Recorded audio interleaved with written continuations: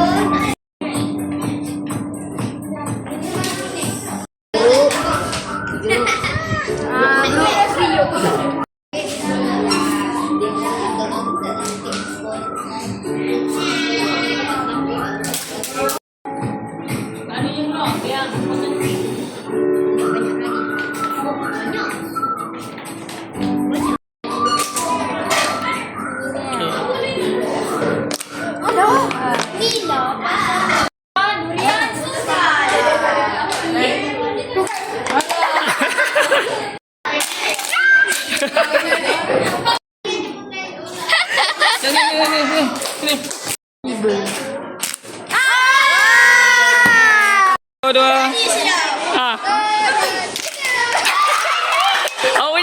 Awak punya tak keluar.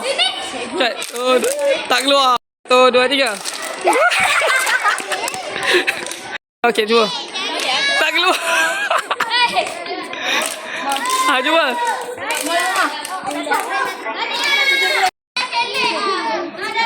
Apa masalah? Okey, cuba.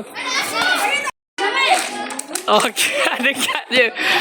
Okey, boleh terbang tak? Boleh. Jauh ke? Jauh. Okey, apa konsep dia kat sini? Macam mana boleh terbang? Okey, dengan udara. Lagi kuat daripada? Dalam. Okey, lepas tu? Bila awak tekan apa jadi? Dia terbang. Sebab tekanan udara dekat luar? Tekan sikit. Lagi kuat. Okey, bagus. Macam mana agaknya nak bagi? Macam mana nak bagi dia lebih jauh?